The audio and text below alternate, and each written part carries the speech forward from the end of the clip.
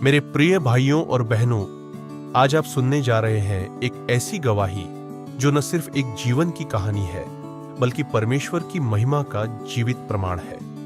यह गवाही है अपोस्टल डॉक्टर अंकुर यूसुफ नरूला जी की।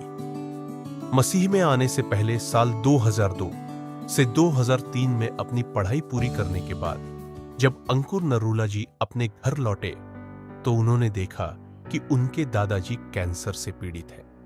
उन्होंने लोगों से सुना था कि मसीही लोग प्रार्थना करते हैं और लोग चंगे हो जाते हैं, लेकिन उन्होंने कभी इसमें रुचि नहीं दिखाई। उनके परिवार वाले दादाजी को चर्च लेकर जाते थे, लेकिन उनका खुद का विश्वास उस समय तक नहीं बना था।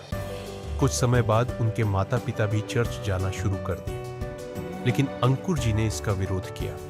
उन्होंने कहा, क्रिश्चियन मत बनो, ये कुछ नहीं है।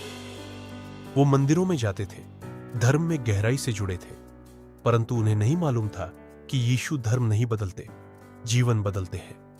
जीवन में अंधकार की घड़ी 2004 में एक कुत्ते के काटने से उनका मानसिक संतुलन बिगड़ गया।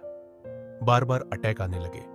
इलाज करवाया, डॉक्टरों से लेकर हर जगह प्रयास किया, पर कोई लाभ नहीं हुआ। वो गहरे अवसाद में चले गए। आत्महत्या का विचार हर दिन उनके मन में आता। वे सोचते, अब बस, मैं इस जीवन से थक चुका हूं। आशा की किरण उसी समय उनके घर में एक मसीही दंपति आए। उन्होंने कहा, चिंता मत करो, हम तुम्हारे लिए प्रार्थना करेंगे।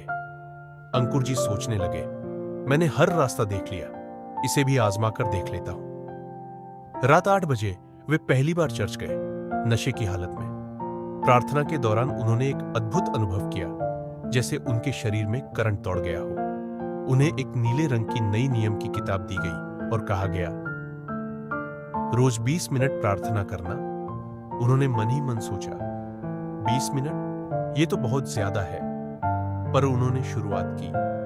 परिवर्तन की प्रक्रिया उन दिनों वे जुए और नशे के आदी थे। एक बार पूल क्लब में उनका झगड़ा हो गया, जिस वजह से इस सब से उनका मन टूट गया। फिर चर्च से एक कॉल आया, क्या आप रोज शाम को चर्च आ सकते हैं? उन्होंने कहा, हाँ। धीरे धीरे उन्होंने बाइबल पढ़ना शुरू किया। बपतिस्मा के लिए भी खुद को तैयार किया। बपतिस्मा लेने से पहले उन्होंने अपने दोस्त से कहा, चलो आखिरी बार शराब पी लेते हैं, फिर तो नहीं पी पाएंगे। लेकिन उसी समय उनके पास्टर ने टोक दिया और उन्होंने उसी दिन से शराब, नशा, जुआ सब कुछ छोड़ दिया। प्रभु में बढ़ना और चुनौतियां बपतिस्मा के बाद भी मानसिक संघर्ष खत्म नहीं हुए।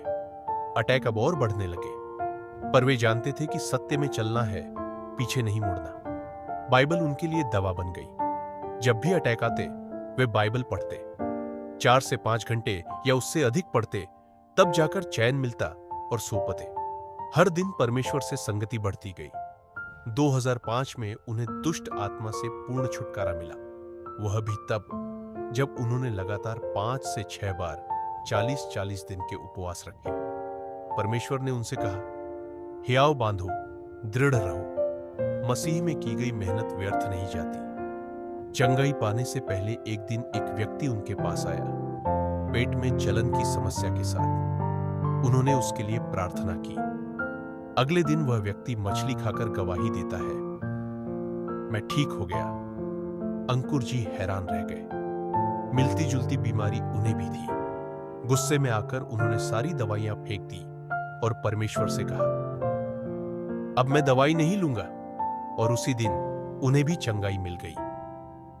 सेवकाई में वृद्धि वे अफ्रीका के एक प्रभु के दास को अपना मेंटर मानते थे, जो अब प्रभु में सो गए हैं। 2007 में परमेश्वर ने उन्हें बिना एड्रेस के एक मसीही परिवार तक पहुंचाया। वहीं से खाम्बरा कलीसिया की शुरुआत हुई और फिर प्रभु ने उन्हें बहुतायत से उपयोग करना शुरू किया।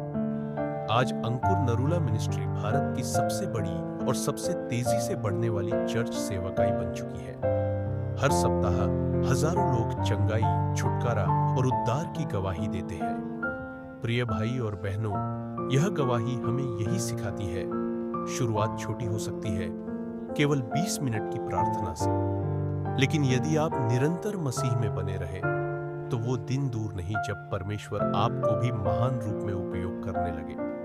आप ईमानदार रहे, वचन में बने रहे और परिस्थितियां कैसी भी हों, कभी पीछे मत मुड़े। प्रभु आपको आशीष दे। आमीन।